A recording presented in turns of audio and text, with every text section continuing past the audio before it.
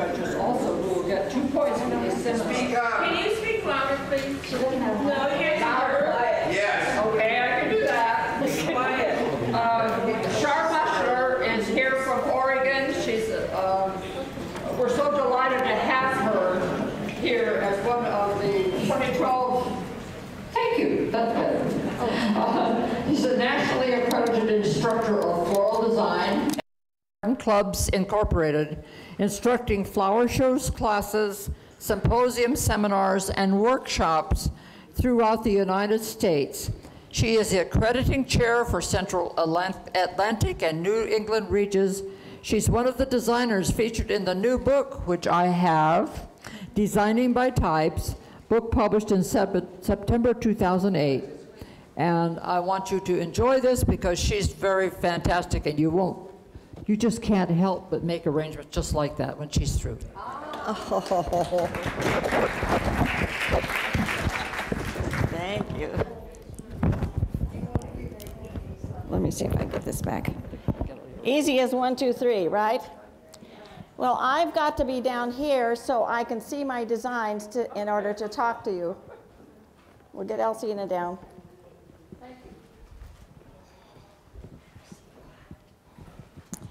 I want to tell you first off, this has been a little hectic to move in and out and in 15 minutes. And I had to have my designs done, and there was no place to do them except out in the employees' hallway. But we did well, very well. So we got them all done. They were very accommodating, and that was really nice. So tell your hotel staff we really appreciated having their help. Okay, rose arrangement seminar.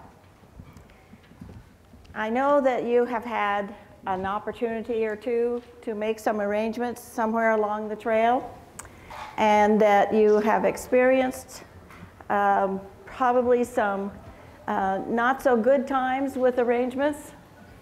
We'll try to help you with that today, because I think arranging is great.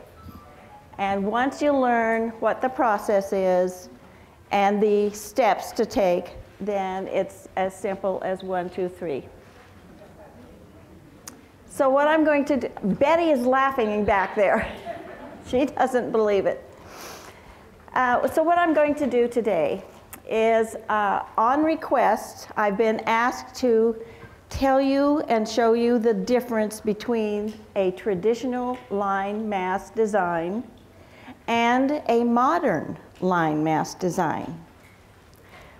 I guess because in a number of cases there have been observed traditional or line masked moderns that don't follow the qualifications of that particular style of design. So today I want to show you that there is a great difference in those two styles. But primarily the study will be on modern design. A lot of people have problems with modern design and what kind of materials and things to use for the design. And so I definitely want to point that out. So I'll go through the designs, and little by little we'll learn more about them and why and how come and what for about each design. Now this is an open meeting, so you will have the opportunity to question or to ask me questions anytime. Because when I'm on the subject, I like to be able to respond to what you're thinking about too. And so that would be fine with me. Now another part of this seminar is going to be on how do we score or evaluate the designs. Do you have a problem when you are judging designs? Or you just go on and not realize maybe you're not doing it quite right. So we'll go over some of that criteria and make sure that we know how they're judged. And you know, it's helpful if you know how they're judged, even if you're just making designs for a show, like tomorrow. So it'll be lots of information I hope you can take back with you. If you need to have a few notes here and there, that's good, because we'll learn lots from this, I'm pretty sure. So let's look at the traditional designs. And we find there is, in our guidelines, there is a list of characteristics.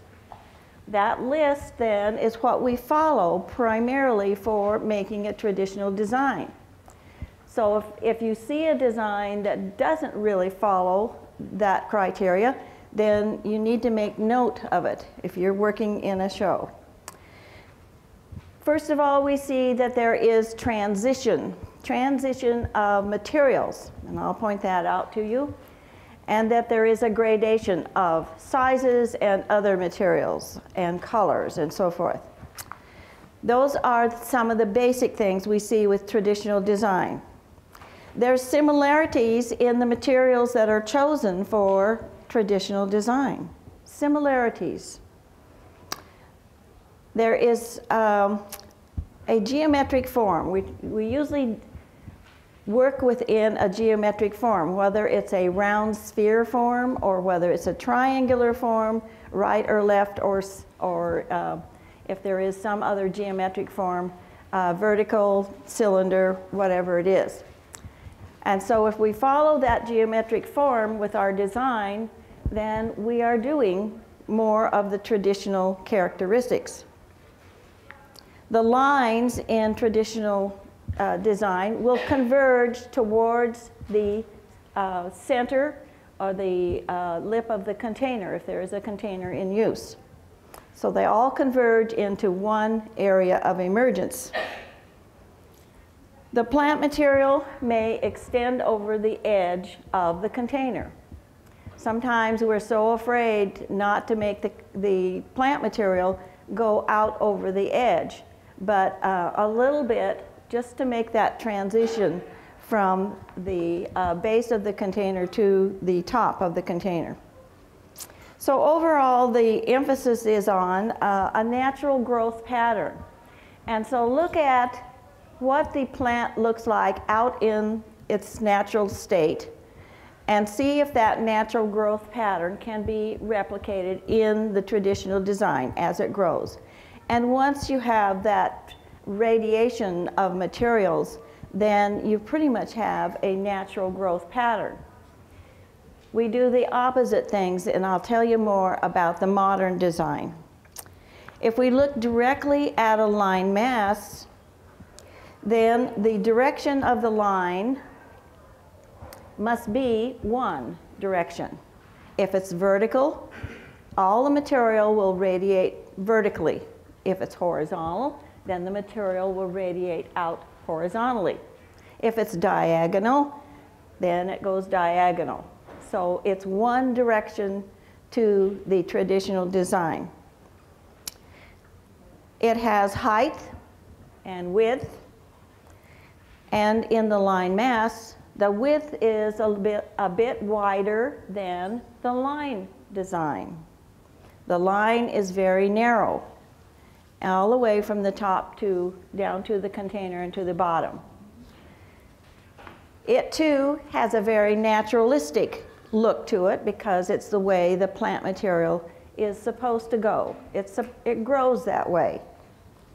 And of course, the focal area will be the roses. Now, in all of our designs, the rose is the predominant or the dominant flower. There can be other dominants within a design, but the rose is the dominant flower.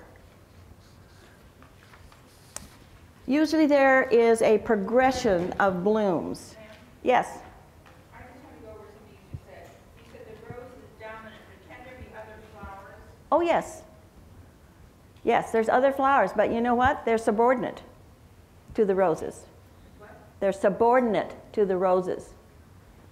So your roses, that's why they say that is the dominant flower in traditional designs. Now remember, we're still talking about traditional designs. You will see in the line mass a gradation of size in the roses, in other materials, foliages. there is some closed space within the design itself. What? Still talking about Oh yeah, traditional. We haven't switched over yet. Yes, there is a gradation in size of plant material in the traditional design. Gradation in color, lots of times, will also be involved in the traditional design.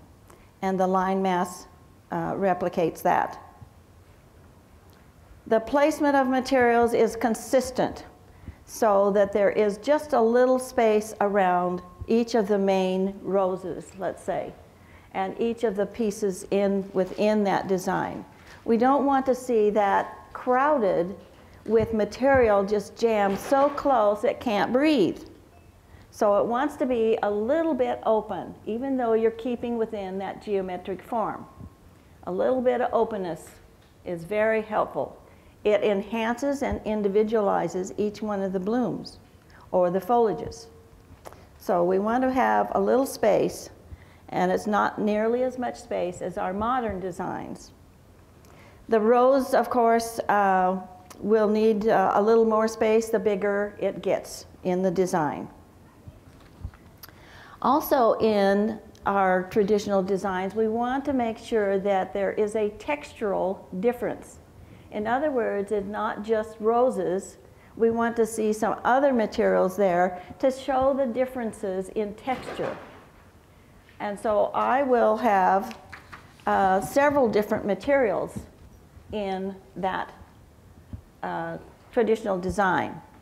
Now, arrangement number 1 doesn't really have the light to show you. I'm trying to get the lights turned on. Oh, okay. It could be the bulbs out. Who knows? Oh, that's the whole row. Okay. But I want to show you especially that transition of materials. You see the line? That is the first thing you want to put in your container, your line material. Match it to your container. Make sure it is the height it needs to be. And of course, the old rule is 1.5 times to 2 times the height of the container, or if it's a wide container. And we want to make sure that that top line material goes the length it should, because it's got to pull up to the very top. It's got to show that it tapers to the top area, the very top. So you don't want to put a lot of material at the top, because then it will be too broad. And we're talking about the line mass, but the line has the same thing with it. And so I started out with two branches of rosemary, and it's very fine foliage on it. So your smallest material will go to the top. Your smallest foliage material and line material will go to the top. Doesn't mean that the line has to be a fresh piece of material. You can have a branch or something else to be your line. But then you start adhering other materials to it so that it will transition down to the rest of the material. Now, I've got some small baby carnations in there, and so that's a little different texture, and that would then bring down another size, not only a different texture, but another size, starting with the small flowers. Now that leads down to another texture. If you could see the foliage, there is a foliage in there. Let's see, I used olive, little bits of olive branch. And there is a foliage that's a little bit larger than the rosemary. And finally, it gets to the roses themselves. Start with your smallest rose. Well, these roses came large. And so if you had just a bud at the very top, that would be ideal, because then you're transitioning to that size and then going down to the next size. So the next size then is a little bit more open than the first one. You want to see that gradation of size because that is what leads your eye through the design. You want to see that it is working and it catches your eye and leads you through the whole design. If you see a larger flower at the top, you're going to stop there, and that's not what we want. Oh, light, doesn't that make a difference? Great days. Yeah. Okay, now you can perhaps see a little bit better of what I'm talking about. Now, not only is it lengthy, vertical, but also there's width going back. You do not want to have the material just land flat and back, because what does that do? It stops your eye. You don't see the depth. And even though there aren't large spaces, you know there's something in the back part. You know that there's material back there, and it's filling out the back side of the design. And so now we have come through the roses as they get a little bit larger, and they're blooming out right now. But as they get a little bit larger, the largest rose should be near the lip of the container, should be down towards the lip of the container. And then we get to the largest foliage, that is camellia foliage, and it has a larger leaf around there. The thing about the large foliage around the lip of the container is that you do not want to make a collar. You know what a collar looks like? Lined up all the way around. Nice little line up of large leaves. Make them turn a little bit. Make them a little different spacing in between so it looks natural and it doesn't look synthetic that the collar would present. You talk about at the bottom? Yeah, right at the lip of the container. And so then finally we're down to the container. Now, lots of traditional designs use bases. And bases have been very handy and very helpful for our traditional designs. We like to see a little bit of base to lift the design up. And this is just a little block of wood that's painted with the black spray. Can you see it down there? There is one there. And it lifts the container just a little bit so it's up off of the table. And that gives it a little more space around the design itself. Now, you see the enclosed spaces, the closed spaces within the design. You know, as I was saying, they still need a little space in there. And there is an open space all the way around. So we say that's an open silhouette. It's good to have the container be more neutral in color so that it does not stand out too much. If you had, in my case here, if I had a red container or a bright orange container, then you're going to be looking at the container instead of the design. And we want you to see the design. So that would be the reason for that. And also, from your viewpoint, you were looking a little bit up plane to the designs. But then we want you to see the design, so that's why they're on the staging. If they were at table level and you were going along in a show viewing, you would have a different view, wouldn't you? You'd be looking slightly down into the design itself. So if you see some things from looking up, that's because of your view. I made them as I was standing, putting them together. Okay, now, what would you say as it's coming down? I know you aren't seeing that over there very well. As it's coming down, what would be the focal area? Right close to the lip of the container? That's where it needs to be, the focal area.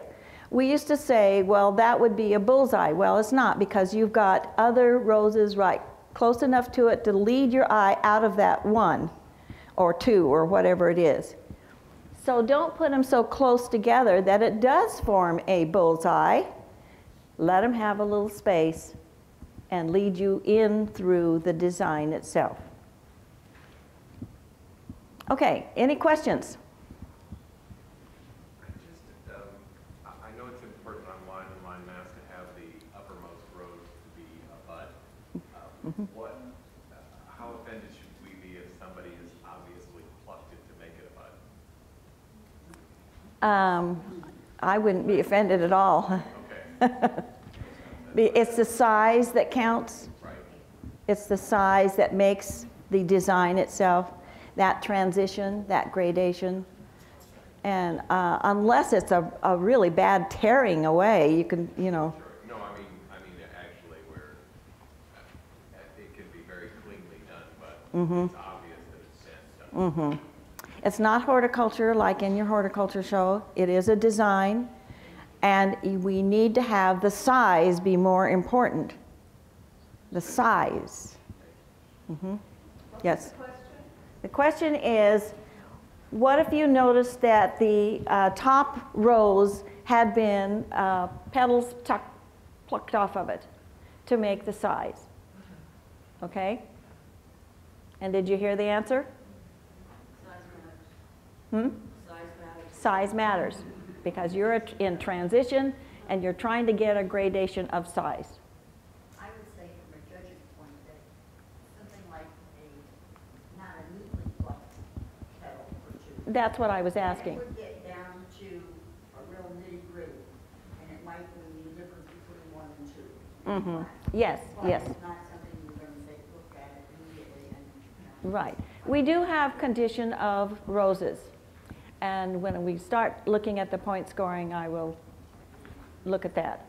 But those are the kind of things we go back and look for, the little teeny things that might make a difference between two designs.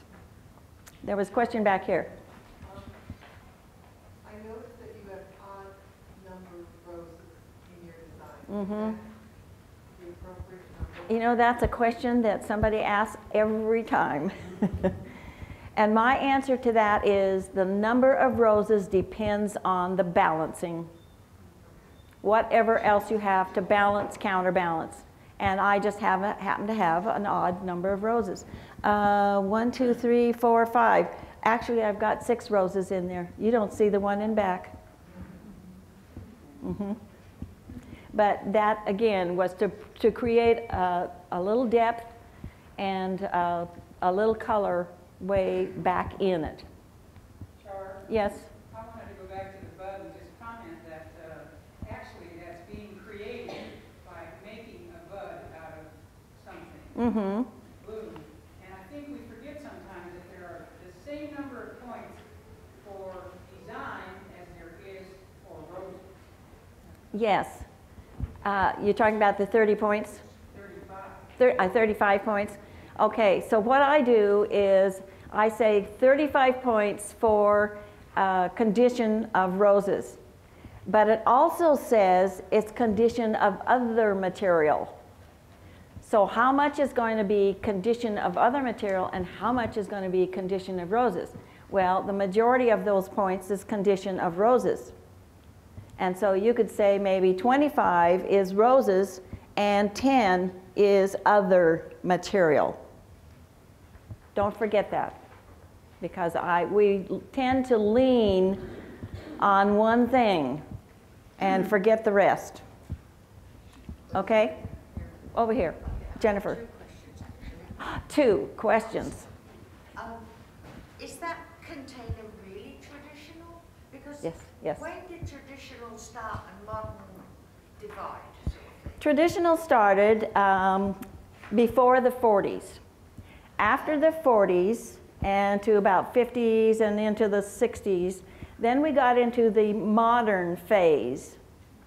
After the 60s and into the 70s and present time, we started working more with creativity in our designs and creative designing, and then abstract designing and all of those. Okay. The second question When you pull the petals off that top rose to make it smaller, isn't that actually then going to a different idea? You're distorting the rose? No, it's not distorted. It holds its same form. Right. If it was distorted, it would be modifying that form, that natural form. We're not doing that. Just went from, all right. Yeah. And what happens if I pulled all the leaves off and just left the stems? Is that? Pulled all the petals off? Yes.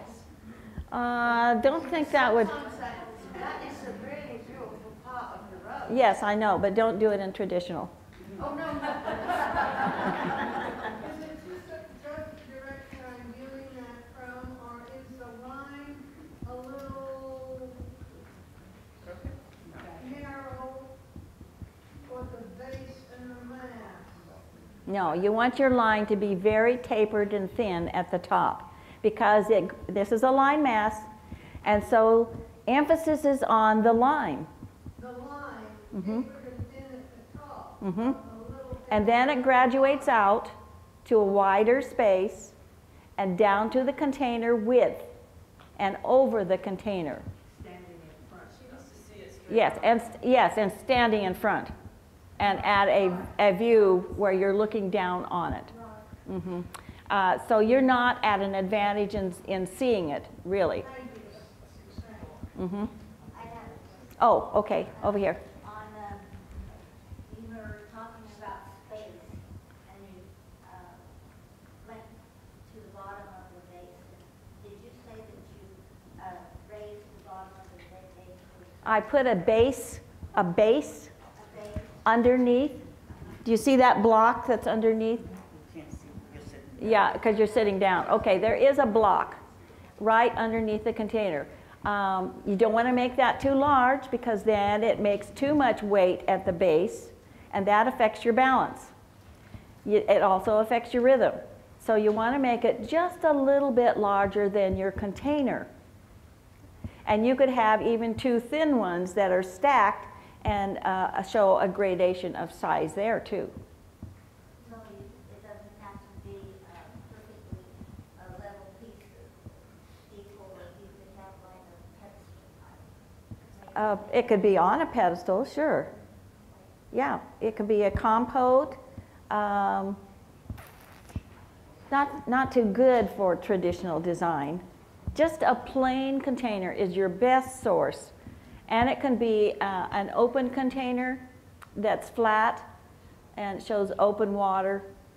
We have traditional designs, especially one of the right-angled triangles in an open container. This happens to be just a taller container. And so I just use that as my going point, the container. Now, any other questions over here? Do you recall the variety that you use in the rose, the name of it? Oh, really? Yeah. Were Costco roses? Some. Oh, We just had to get some roses that we knew we're going to be able to count on. I see. And then we gathered some others. But yeah, and I don't know what that orange one would be. Name an orange one that you've got at home. Do you have an orange rose at home? What? Sunstruck? Caribbean. Oh yes, that would be close to Caribbean. Ginger snap, yes, it's a smaller rose, but it's darker. Sunset's tequila sunrise, yes. So there are orange roses, but just because I use this one. Question back here. Did you say, I'm not sure what I heard you say, did you say it was okay to remove all the foliage from the leaves, from the roses? Yes, why not? If you leave all the foliage on, it's going to be a mess in there. And in fact, I remove the thorns because you know what happens? They will rip each other, trying to get it in and out and so forth. So take the thorns off, and I take the branches off in traditional, and I take the foliage off in traditional designs because you're putting them really close together. And you've got other foliage because you want to show that transition of size and texture. Do you have to have rose foliage in there with it or not? No, I don't. Mm-mm. The only class that you have to have roses only is the princess. Yeah, but not. No, this is just a regular traditional design. And most of our schedules will say traditional design, maybe it'll say line or line mass or mass. And so how much foliage you put in is up to you. What you think is too much would be too packed. Yeah, so. You don't have to have, no. So in fact, the bottom of the stem, once you get the size of it, the bottom of the stem I clean off completely. And then it depends on what kind of design. Now like these here, I took all the foliage off. All the foliage off every stem of rose there, because I've got other foliages in there. I've got the filler material. And so if you can't remember transition and gradation, then think about filler material that you're going to put in addition to the roses. And it's subordinate, again, it's subordinate to the roses. So you want to have that transition. Is that into oasis? It is. It's oasis inside the container. I find that to be very helpful. Trying to get some other kind of maybe chicken wire or some other kind of mechanic in there is a lot more, cumbersome to do. Okay, now I want to switch you over to the modern design.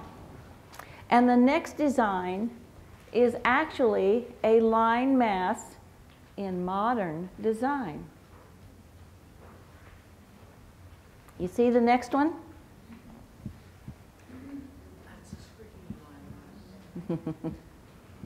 Why is that a line mass? Mm-hmm. What, over here? You have the curved lines of the material. Uh-huh. And the foliage is going slightly diagonal while the flowers are going almost in the form of a crescent. Is the emphasis on line? Yes.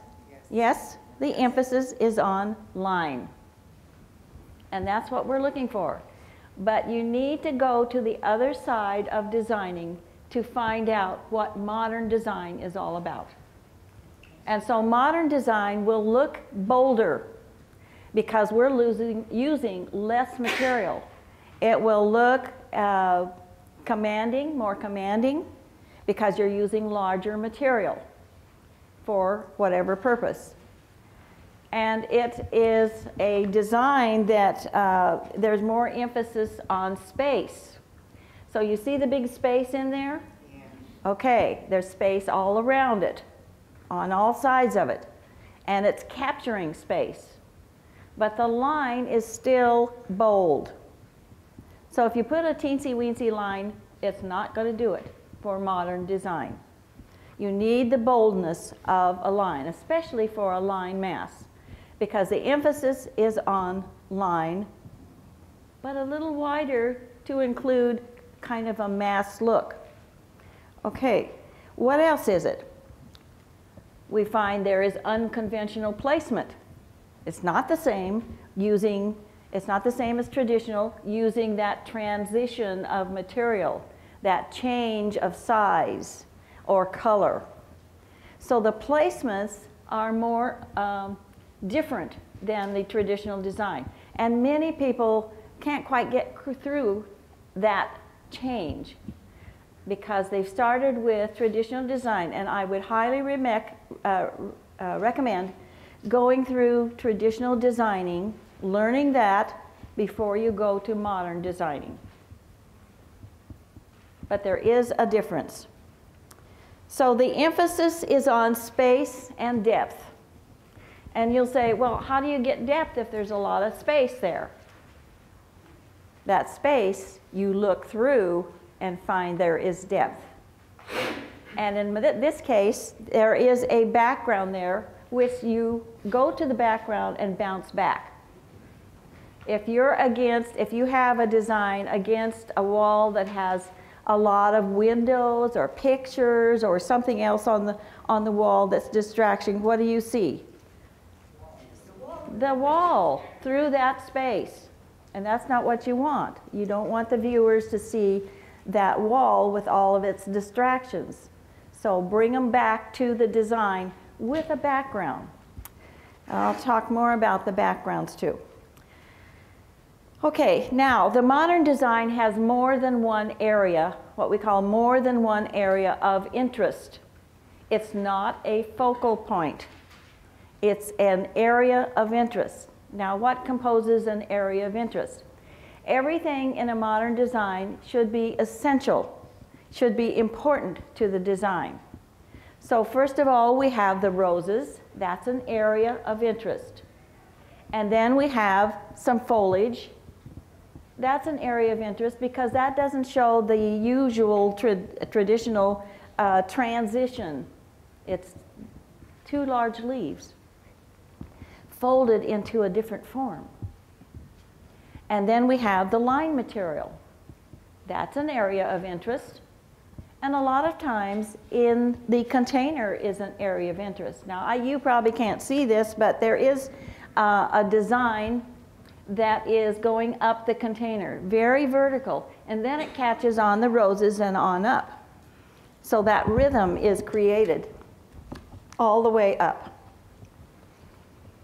So we have more than one area of interest. The containers most likely are unusual, different than the traditional type container. And sometimes this is difficult for folks to find these containers. I just happen to be one person that I do a lot of traveling. And usually there is a potter or somebody in the area that makes these containers. I borrowed these from Dolores, so they're not mine. But I have a lot of them. And you know, you have to do a little research about containers for the modern designs. It isn't using a traditional container. That's going to be a fault if you do. All right, this container then has a design on it, and it has several openings in which the material is interjected inside and back out. So the openings help us to be more creative with where we're placing the materials. The placement then becomes a key thing to modern design. Unusual materials is also right along with modern design. Unusual materials, something that you find, like this is monkey puzzle vine. Now, it's a tropical that's dried. It's a tropical vine that's dried, and it could be something else that's more available to you. So I was thinking, well, what if you had some flax, and I know that flax is growing down here quite a bit. What if you had some flax? You could certainly use the flax because it is a modern design material. It is not a traditional material. It is a modern design material. And it can be folded, and it can be interjected. It can be a lot of different forms or shapes into this flax material in the place of something like this. So see what you have that can be used with this same way of designing.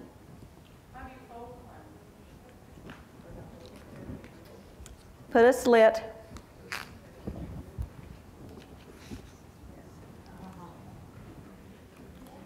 Easy.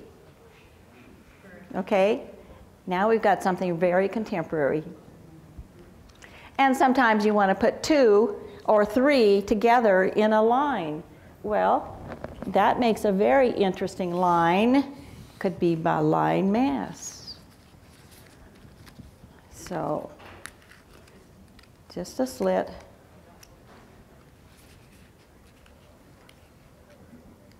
Get it in. Oh, come on.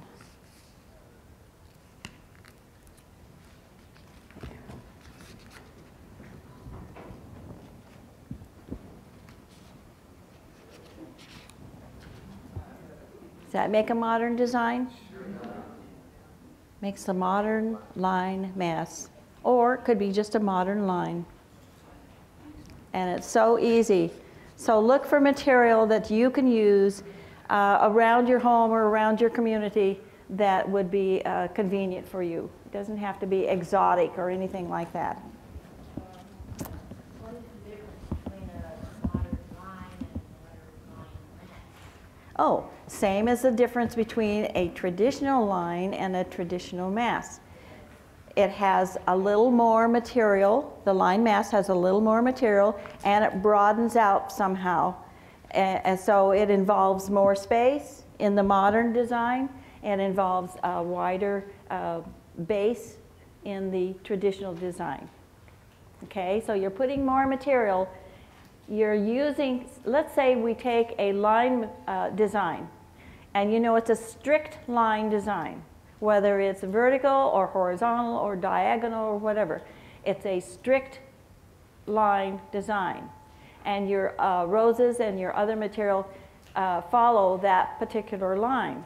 Whereas my line mass, you see how I put other material in it to broaden it out a little bit? Now we don't want it so big that it becomes a mass, but it's a little bit between the line and the line mass. And the same with the modern line. It's a very strict line, but the line mass becomes a little more material. You're using a little more material. Now you see I put a rose down here, so it carries it out. It makes that a very strong line. Very strong vertical line. If you have two different lines, let's say like this one has a circular line and a vertical line, you want to make one of those lines stronger than the other.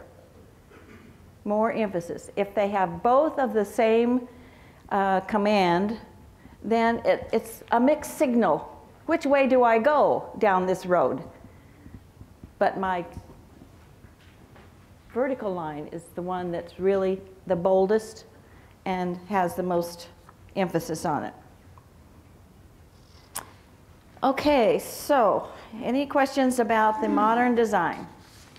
Yes, back here. That particular arrangement on the bottom rows there, how did you get it into the oasis at that angle? Poked it right in that hole.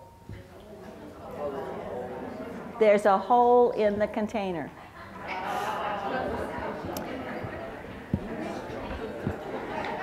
There's one right here, and there's one over here. That's what I say about modern containers. They may have multiple openings, and some that are not very obvious, like this one, until you put something in it. And then it begins emerging outside the side of the container or the front of the container. Yeah. Then it becomes less traditional and more modern. Now there are some modern containers that are super modern. They're very, they've got lots of openings, in other words. So if you have one of those or get one of those or arrange in one of those, don't put something in every opening. Decide which openings are your main ones you're going to use to complete the design. With camellias, I've seen them do this waxing with camellias, and you can actually just lay them on your dinner table, wax, and they truly will last for almost a week. Okay. Everything is sealed. Is it permissible to try to wax a rose? I mean, you can't. Not fresh. Not fresh, no. No. I mean, it's one of the things you can't modify a fresh plant material with some kind of spray or glitter or whatever. Yeah, and wax would be considered one of those things. Now, dried material, you can do that. Do whatever you want with it. Modify it. Okay, so what I find is we need to go back to the actual principles and look at them a little differently for the modern design. They're not quite the same as, I mean, they're not interpreting the same as the traditional design. The first one is balance. I always like to talk about balance because that is very meaningful to all designs. We know that a design needs to be stable. It needs to look like it's going to stand up and stay there without toppling over the top, or the base is too big, or some line is out too far, or something like that. So balance is really the first principle that is needed in a design. And for the modern design, we look at mostly asymmetrical. How many know what asymmetrical designing is? Asymmetrical balance. Okay, that's the off-center type balance. And even further than that, under asymmetrical is dynamic balance. Well, what's dynamic balance? Dynamic balance is when you have something that is in the design and it's counterbalanced by something else. So you have balance, counterbalance. You're looking back and forth, and they are weighing each other, but yet you have balance. And so let's look at this design right here. Is it balanced to you? Okay, it's not toppling over, or too much weight on one side, or whatever. Remember? Does it always mean that it would be actual weight, but just the Physical? No. Visual weight. Yes, visual weight. And so we're looking at balance, counterbalance. Now, it's not a transition of material like the traditional design at all. There's some material down at the bottom here, and then there is that little rose up at the top and a leaf at the top. We're looking at the spaces within that container or that sculpture. We're looking at the spaces and seeing if everything is in balance with each other. Balance, counterbalance. Balance, counterbalance. Whichever way you want to go. And that is more of a dynamic balance. Well, then we have a swish of the black material that's going over the top. Does that help your counterbalance? Going down, going down. It also helps with the depth because it is projecting out in front of the sculpture. And so you see space, but it is depth space. And that's what we want to have in the modern design.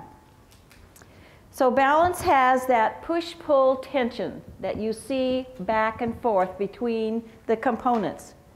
You need to have that because there are less pieces of material in a modern design, less than a traditional design for sure. And it's a control thing. It's up to you to control that placement. We look at placements that there is something perhaps in the back plane and something in the middle plane and something in the front plane. So there is not a flat look to the whole design. Your placement then will create that depth from front through, middle, through to the back. Rhythm can be any kind of rhythm in a modern design. In our traditional design, we're looking more at a consistent rhythm, following the material all the way through in small increments. And even in the mass design, we're following a very subtle rhythm between the materials or the colors. This modern design then gives us a completely different kind of rhythm. And it could be a stop-go rhythm. It could be continuous rhythm. It can follow different movements within the design. If we look at this next design here, we're seeing that the rhythm is mostly circles, isn't it? But then there is a contrast in rhythm with the black material going diagonal. And I'll tell you that diagonal is very, what do I want to say, a very commanding line. You will see that and then get into the rest of the design. So for the more creative look, then you want to have different rhythms. And those rhythms need to be quick and fast-paced. The traditional design has more of the slower pace of rhythm or movement through it. But the modern design, you can go from the bottom to the top, zip, zip, and then back, or around and around, and then through it again. The visual activity then is created by the spaces and the solids and the colors and even textures would help you follow the rhythm of it. Doesn't have to be just straight rhythm. In fact, most cases in the modern design, it needs to have contrasting rhythms within it. But one rhythm, again, needs to stand out. One movement within the design needs to stand out more than the others. So you have that little bit of contrast there. And speaking of contrast, modern designs have a lot of contrast. But if you get too many contrasts, what happens? Yeah, it's jumbled. It just, you don't know what's what here. So you need to have strong contrast in the modern design, but you make sure that those contrasts are some a little more subtle than the others. And then in this design, let's look at contrast here. Well, I'm sure you can see a lot of contrast. What's the first one that jumps out at you? The black is contrasting with the rest. Well, does the color contrast? The color contrasts too. And in modern design, we want to have sharp colors, and we want to have very visual colors, bold colors. None of this subtle stuff. And the shape, they're not even, they're odd number. Is that important too? You know, I don't even think about that. I think about what is in balance, one counter to the other, counting the space as well. So, you know, it's got to equalize out through the balance and counterbalance. And then the rhythm follows those lines. If you squint your eyes when you look at it, you'll be able to see that even more directly. The rhythm? Oh, yeah. She said if you squint your eyes, you can see the rhythms within the design because they're strong. They're strong. There's nothing in between that is confusing that rhythm. Yes? Sharp colors, sharp contrasts, sharp contrasts. And it could be a textural contrast. You could have a very smooth material with a very coarse, rough material. That contrast is interesting. That's what draws the interest to the design. And you will have more people commenting on that, and they may not know what it is. You know, they don't know that that's contrast is what's drawing them into the design. But our modern designs definitely have contrast, one to the other.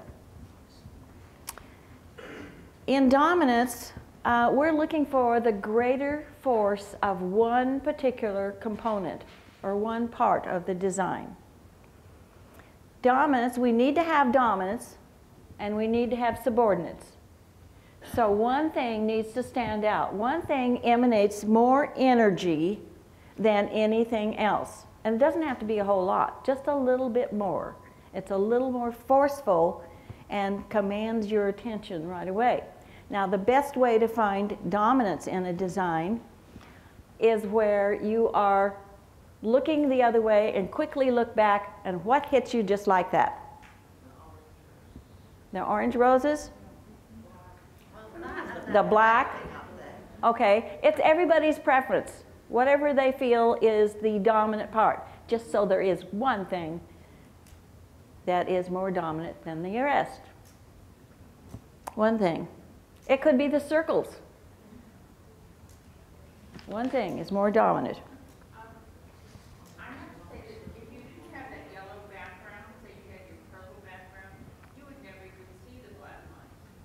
It wouldn't show as much, no. No. And that's what the backgrounds do. Mm-hmm. Yeah. What are the materials exactly? The materials are Bergina leaf. You see the Bergina leaf? I don't know, you probably can't see the one down there as well. That is Perfect Moment rose. The black material is saguaro, cactus, sprayed black. Yes, saguaro. It's spelled S-A-G. I keep telling Dolores, why isn't it pronounced saguaro? She said, it's saguaro. And of course, if you're in Arizona or in the desert, you will see the cactus. Well, these are the pieces that are left after all the fleshy material has been taken off or, deteriorated. It's great, but you can't always go out and collect it. The pieces I have, I purchased from someone who had the right to collect. No. But by spraying it black, it makes it stiffer, because it's stiff material to begin with. Oh yes, it's very, very heavy, stiff material, and you don't bend it or modify it any. The thing with having it black, because black, I believe, is such a sharp contrast with the other materials that I tend to do that. And the reason is because I feel the modern design needs to have impact. And that will give the design impact. When you contrast something black and stark like that with the colors. And really, the colors will stand out even more because of that sharp contrast. What are the circles? It's a metal sculpture, metal, and it looks like it was copper that has been changed to its patina. And you have room to put your oasis in? There's no oasis in it. This tube right here at the bottom is sealed at the bottom, so it has an opening on the front side and the back side to place material. Very handy that way. Now, I used this container for a presentation I did, and I had it for exhibition table, wasn't it? Exhibition table. So I had dishes behind the circles, not all of them, but I had plant material down below and dishes behind the circles up above. I don't know if I had any fabric draping around it or not. I don't remember. Anyway, I really liked the container, so I bought one for myself. But you know, these kinds of containers, once people see them, if you just can't use them in an area. But since I travel a lot, it's very helpful. Everybody will say, oh, I know who did that. Yeah. And we borrowed it, Dolores borrowed it from somebody else, not hers. So we did a little bartering there. Okay, so dominance then we find is very important too to the modern design. It has to be something that is really outstanding, hits you first, and it can be your what you feel is dominant, and someone else is feeling something else is dominant. It can be even lines that are dominant. Maybe there's a series of large curved lines, and that's a dominant part of the whole design because it's very, very interesting and it draws your attention right away. And of course, colors of any kind can be the strong thing if they are bold. If they are bold. You can make a modern design with more pastel colors. But I can guarantee you it will not be nearly as effective. So get those roses that have bold colors.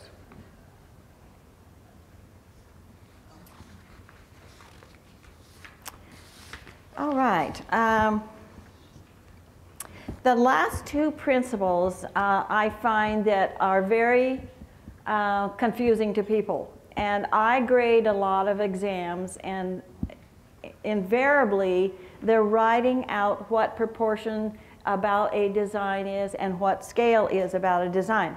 Have no clue. I don't know why, because it's being taught. So let's look at proportion, the amount of. The amount of one thing compared to the amount of another thing. In other words, proportion is the amount of the whole design. How much does that take up? How much space does that take up? What's the area of that whole design? And compare it to a background, let's say. Is there any design here that is out of proportion to the background? Which one? She thinks the dark blue is? The dark blue recedes and diffuses the space, perhaps, a little bit. What do you think back there? The first one.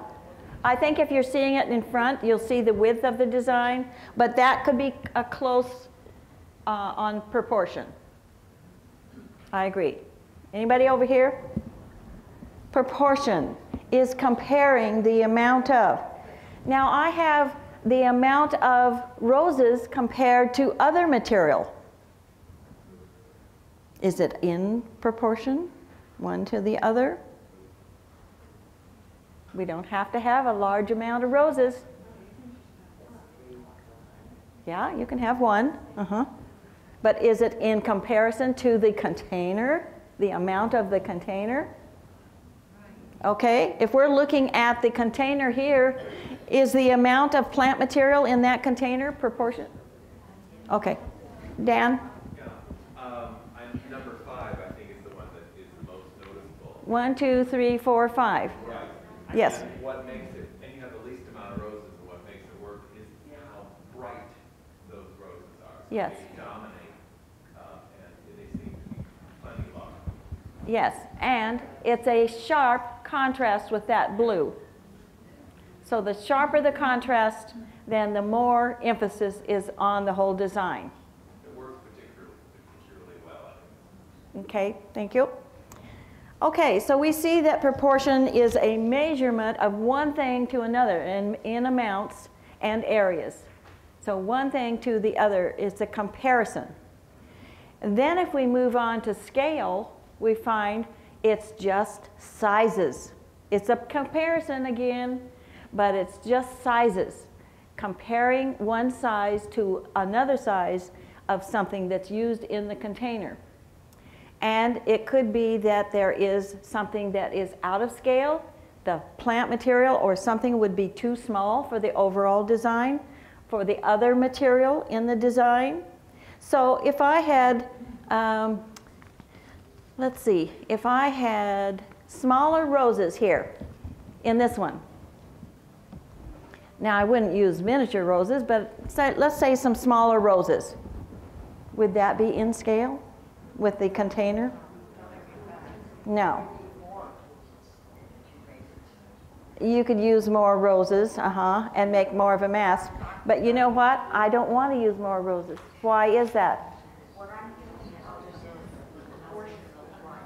If you wanted to use like a good compacted spray of a nice bright polyantha. Oh yeah, a spray. You know, Yeah, yeah. And I'm thinking polyanthas because. Yeah. And then you can still get your breaks of color.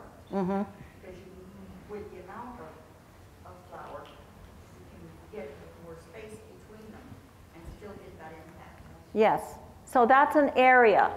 And it probably would be a good comparison in proportion. Now, what about the scale of those little flowers?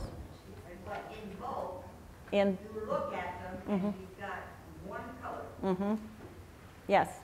You're massing them close enough to where they then take in an area. There are some plants that their sprays are more collective than others. Some of them you've got sprays that are quite wide Yes. and a lot of space in, and that would work. No. You got something, some of the shrub roses Yes. have got nice collective. Close, like floribundas, more in a cluster than, now, see, this one is a cluster. What is this one? Eureka, yes. So that cluster then composes an area, and yet the size is appropriate for the container and the other material. Not only do we look at the size of the roses, but we look at the size of the line material and any other components in the design. So that size comparison goes back and forth through every piece of material in the design. Every piece. We do not usually put bases with the modern design. Why is that? Takes away from the design. Modern designs need to be up into space, involving space.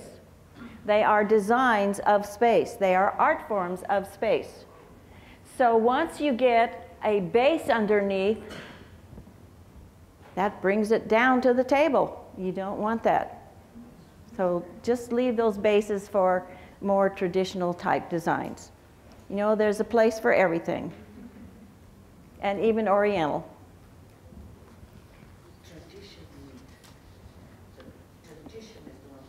Needs the basis. Okay. All right, now I'm going to go through the designs and point out some other things.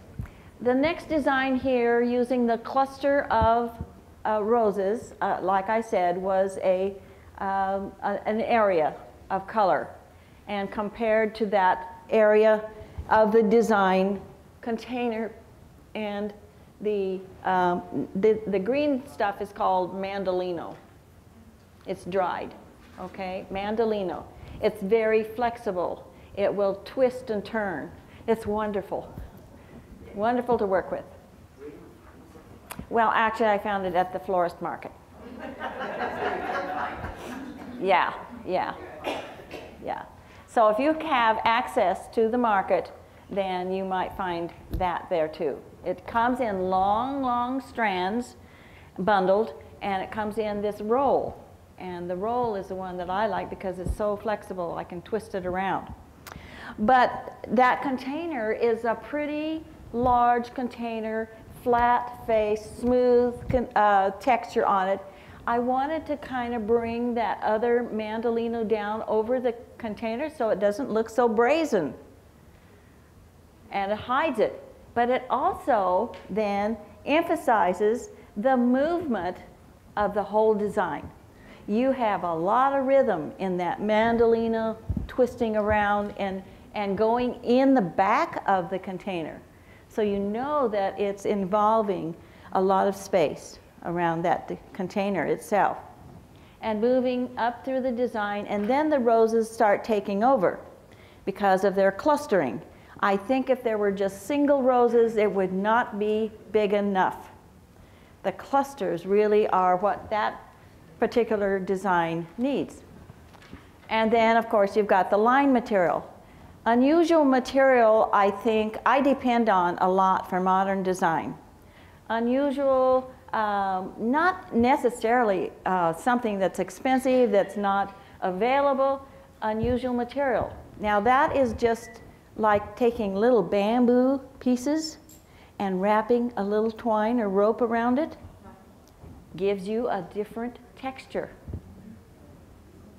And so it would be kind of bare and stark if it didn't have that little rope around it. And so it brings back into texture changes. But did you use that color rope because of the roses? Because it Well, take up the same color basically? yeah, pretty much. You want to see some communication between all of your materials, actually. You want to see that the one is supporting the other, either by color or texture or something that gives you that continual part of it. You're moving from one part to the other part. but they are more unusual. It's not the usual everyday kind of stuff. You want to do a little something to it. Now notice over here, if you can see it, the vine has wrapped wire, colored wire, copper wire. Do you see the wrapping around the you might not be able to see it over here as plain. And that is just a little bit of interest to the boldness of the line. Just a little bit of interest. And the copper blends in somewhat with the color of the vine, the dried vine. So it isn't like I put on blue or red. It's the color that blends in a little bit, doesn't look like it's out of kilter with the rest. But it gives a little more texture change to it. So do something to your material. Do something a little bit different, but not so big and bold that it throws it all out, so it doesn't look like it's in context with the rest of the design, the rest of the material. Okay, now, this one is a metal sculptural container. It's actually just 3 pipes that are welded together. 3 pipes. And perhaps you won't see them where you're at, but 3 pipes that are welded together and sprayed black. Again, it's you know, my choice. I think black will do it. But by putting in the bundling of roses in one opening, and it's a closed bottom, so it holds water, and just putting the stems in. I don't have to worry about any other mechanics. The roses will hold in there just themselves for however long you want them. And the ribbon then, the green chartreuse ribbon then is an acrylic piece. How many have these? Oh, Betty, are you the only one besides us? Anybody else have an acrylic ribbon? Aha. Well, they're pretty useful at times, especially for modern designs or abstract designs. Pretty useful. Because what happens with those ribbons? They're so rhythmic. They carry that movement through one end to the other end of the design. And I find they're very popular. And they're made by a lady in Tacoma, Washington, Bremerton, Washington, actually. And she's made zillions of those. And of course, our folks on the West Coast have most of them. But she has a web page, and you can send for them. She does other acrylic things too. Joy 4, the number 4, JOY4 design.com. What is the difference between acrylic and, say, French with the wires? It's much stiffer. And the difference between acrylic. The French, you know, the French wire ribbons that you see there still. Oh, these are very firm. Yes, yes. You don't move these at all. Whatever curls and squiggles is what she makes. Because she has a process of changing that. They come straight, she cuts, and then she has the ability to curl those around. So that is permanent. That is permanent. So the task is to find a container that the ribbon fits. And if you have something like that with 3 pieces of pipe, or you can use PVC and put it together or whatever, then you can string that ribbon through. Now I'm sure there are other things that can be used. I'm just giving you one example because I want you to really get focused in on modern design and what happens with different materials. So if you can think of something that you find, now maybe it could be just a solid metal. I went to the metal yard the other day, scrap metal, and I found long bands of silver material, just a silver, I don't know what, oh, aluminum, I think it was, just aluminum. And I thought, oh, I could bend those. See? So go find things like that. Didn't cost much at all. Did you bend it? Oh, I haven't used it yet. But yes, I could. Yes, yes. It's just sitting in my garage waiting for me to do that. Do those acrylic bands come in various colors? Yes, they do. They come in a neon orange, they come in red and blue and green and yellow and pink, white, yeah, clear. Uh-huh. So you don't color, Oh, no, no, I don't color. No, she has the material that's already colored and makes them. Yeah. She makes other things. She makes a lot of little miniature containers that are so great, useful. They are little miniature acrylic, and they have the little watering hole in it and everything. You just put your material in. Is that easy? Yeah, yeah. Okay, back to the principles. So what we see here is sharp contrast. The contrasts are really sharp, and they are, I think, carry the impact of the design. Is it showing that it's in proportions, right? One thing to the other. You're comparing the ribbon to the container, or the amount of floral material to the rest, and so on.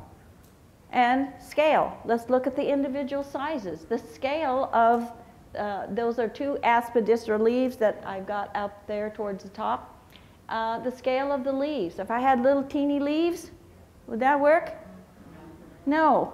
I need to have bigger, bold leaves to go with the whole design.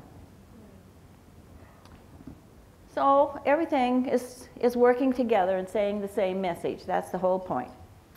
Our last design, the last design here, I'm just so fascinated by these. It's acrylic though, isn't it? It looks like glass tubes, but they're actually acrylic.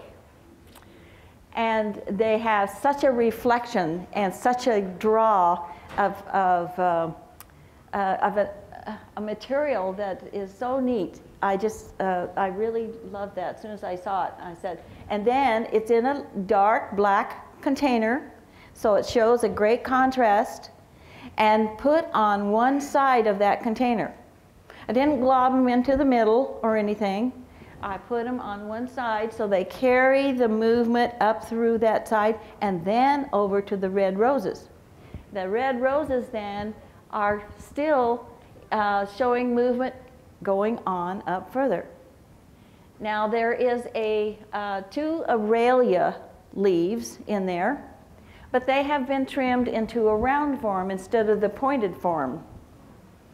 Trim things and modify the shape, modify something, the surface quality, and you are abstracting.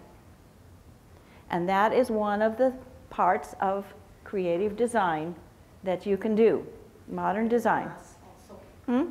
Those tubes is glass also is glass. No, they're acrylic. Acrylic. Yes, but they look like glass. Now one of those tubes is hanging over a frame. And here's where some of our schedules can and do specify that the design is using a frame or a framework. And I really like that because that frame should be giving you an area of space for your design.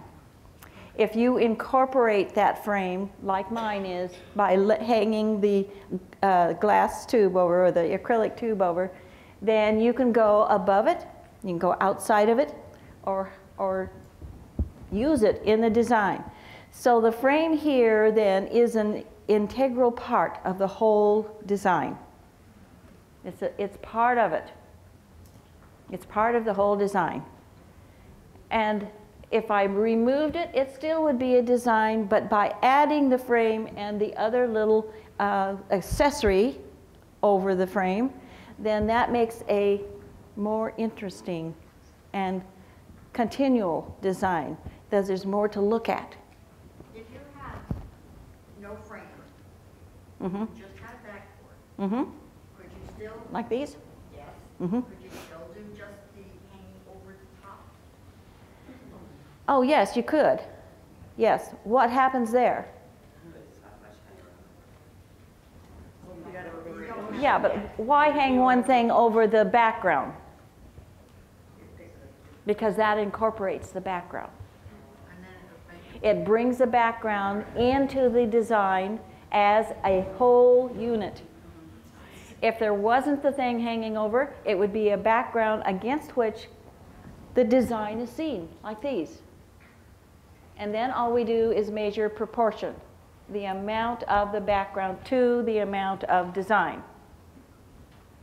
I think it's quite interesting to get things incorporated. And it doesn't have to be some big thing. You don't have to paint the whole background or anything like that. Just something that is attached to the background that is repeated in the design itself. If you remove that frame, though, you're flattening it. You're losing your dimension, you know? There is depth in the design itself. It's just like these other designs. There's depth in the design itself. And it would be just shown against a background. But by using the frame, then you are including an extra element to that whole design. And yes, it creates more depth.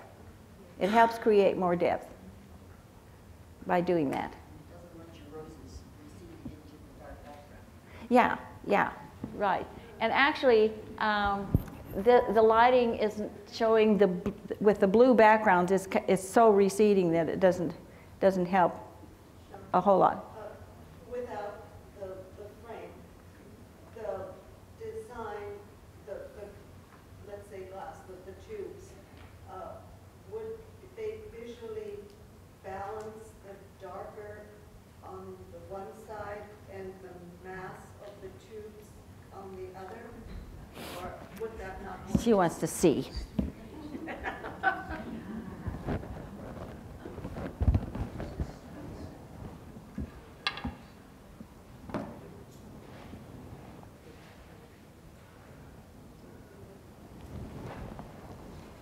I'm just showing you what a frame could do for a design. And if your schedule says use a frame, it's not lost. Way that you can put that bit of thing onto the back behind that. Yeah, Really? you can. But I like the frame. No, I don't mean that. I mean actually on the container behind. No. I thought maybe there was a hole. No. Doesn't it What's that?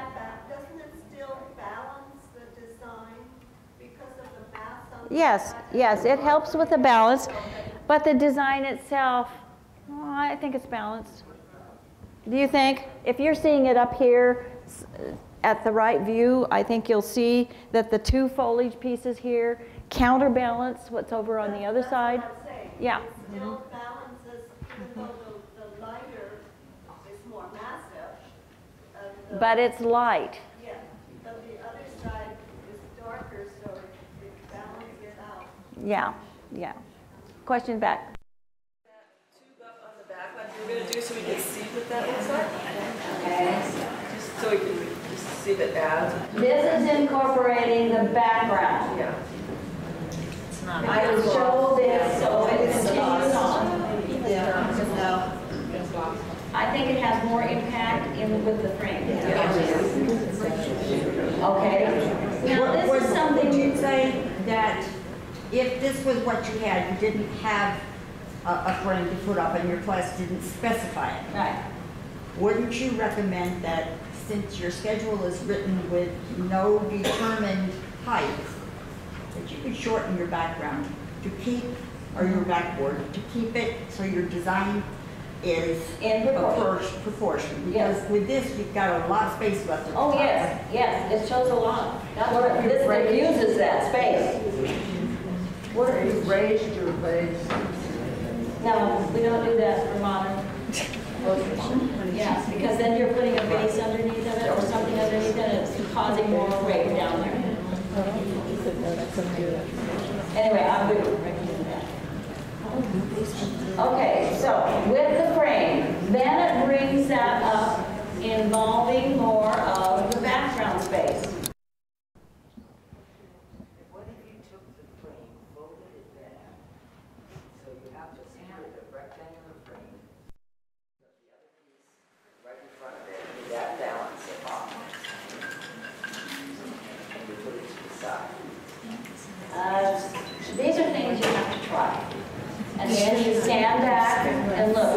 and then you go away for a day.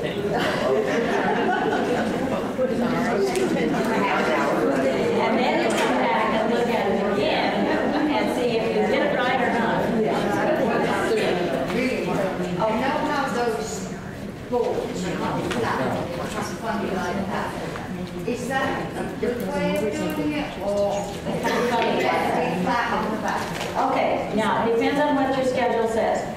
This is really a niche, okay? Because it has the wings on the side, a niche. And if the schedule says it just has a background or a background panel, you don't have these wings.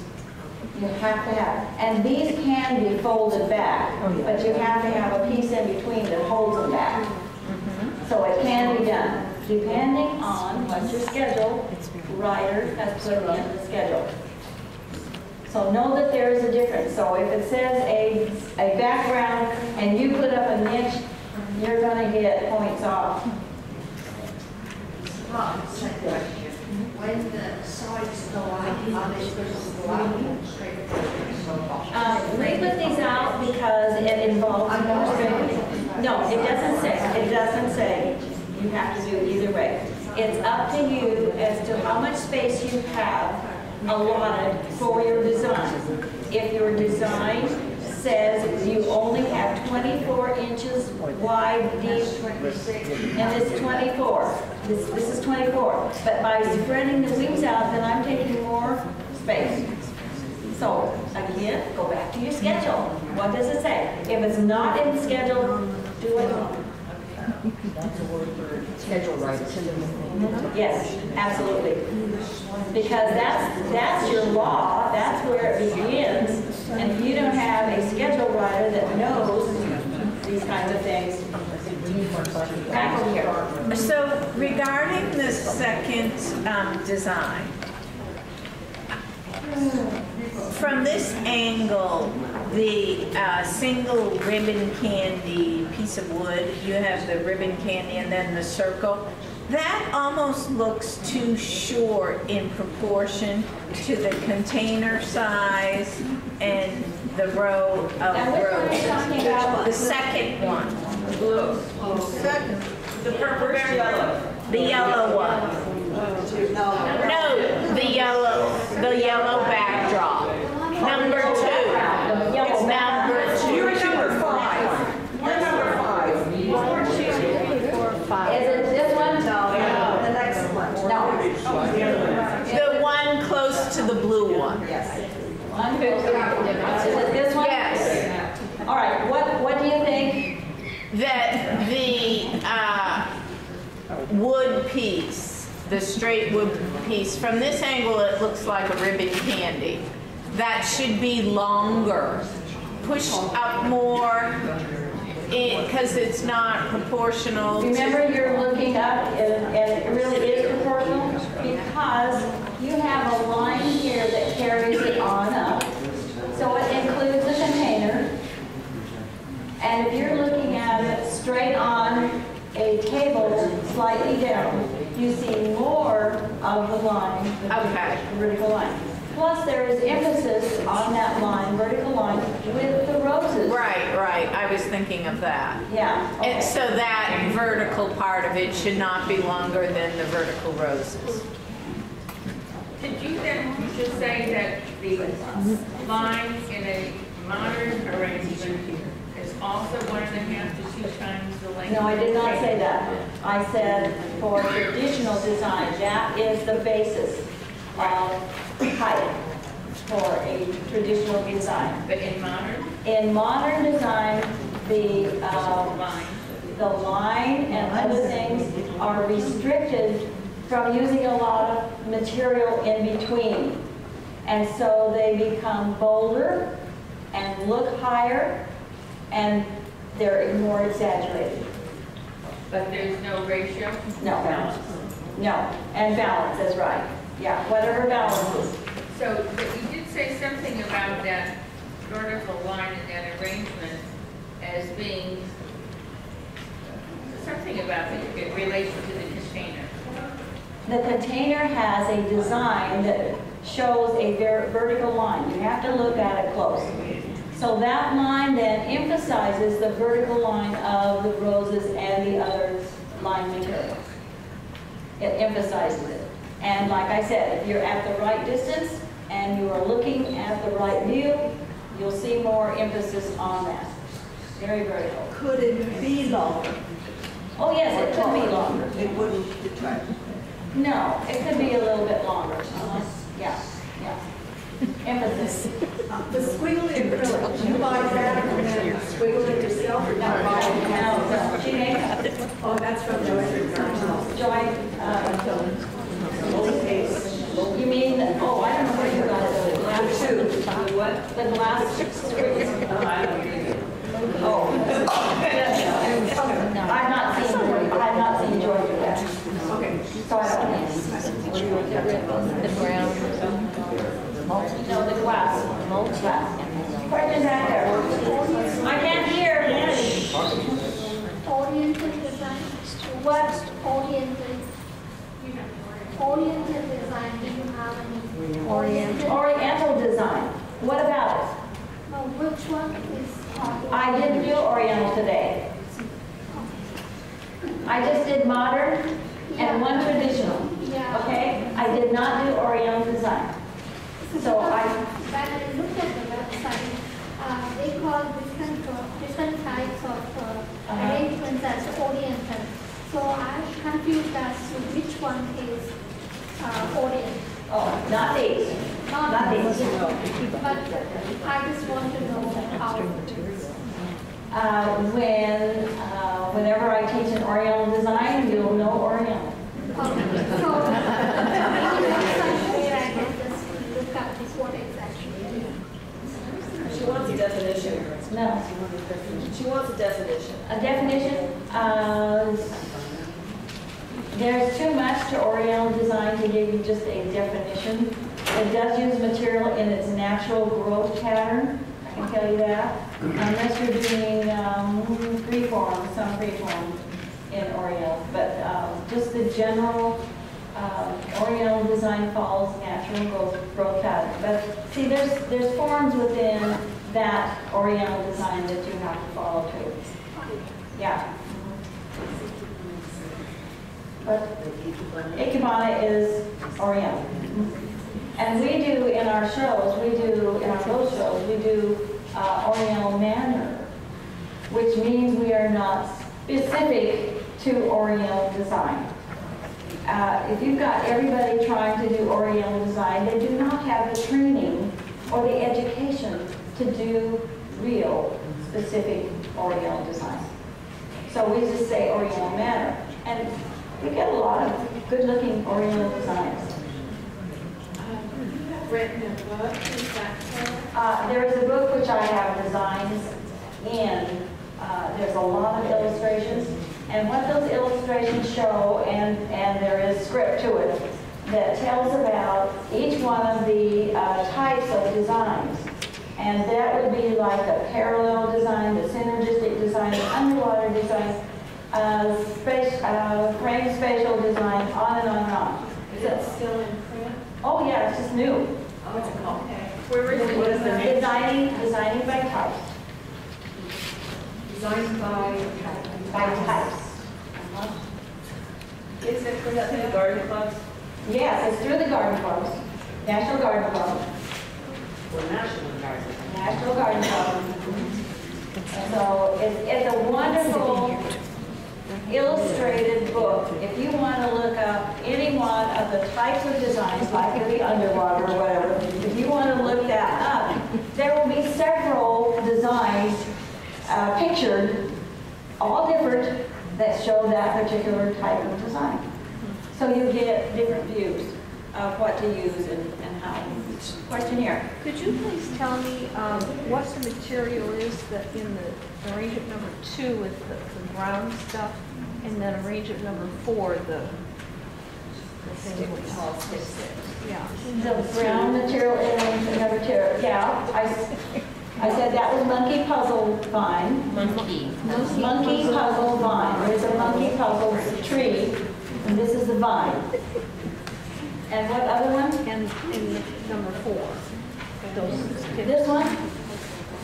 Mandolino is the green material. Oh, the top material is just a reed. Yeah, it has a rope, a little fine rope wrapped around it. You know, I haven't seen any other colors, so I don't know. It probably will. This is probably dyed, and it probably will come out in another color. Okay, I just wanted to spend a little bit on, you had a question?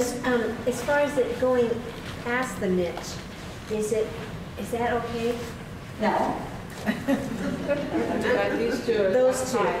Oh, no, it's going, I'm sorry, I should have pointed that out. It's going above, enough above, and this is a background against which the design is seen, so it needs to follow the proportion of the background. And if it goes up above, how much are you going to take off? 23 points. She does. Oh my God. Don't judge my design. I take off 2 points. 2 points, sounds good. Depending on how much above. If it's just a little bit, you know, just bear it. But if it shows a great bit, like my black one and on this, yeah, the purple background, that you know it's above. Okay? So you would have to ding me a point or two on it. It's so cool, though. I mean, I like it, so I was just wondering. But does it work the same way? Is it if them too low? Yes, then you're looking at the proportion. Right, you see, some of them don't look too bad. This one here, the orange.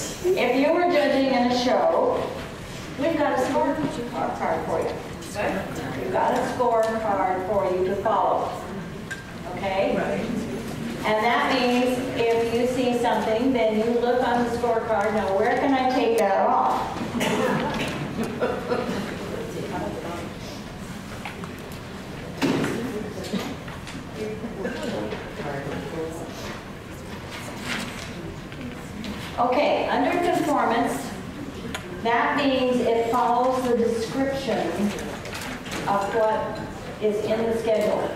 If it says it's a line mass, or if it says it's a modern design, synergistic type, then the design needs to follow that particular description. If it's something else entirely, and it's not for you to judge how well they did it, it's just did they do it. Okay? So 16 points.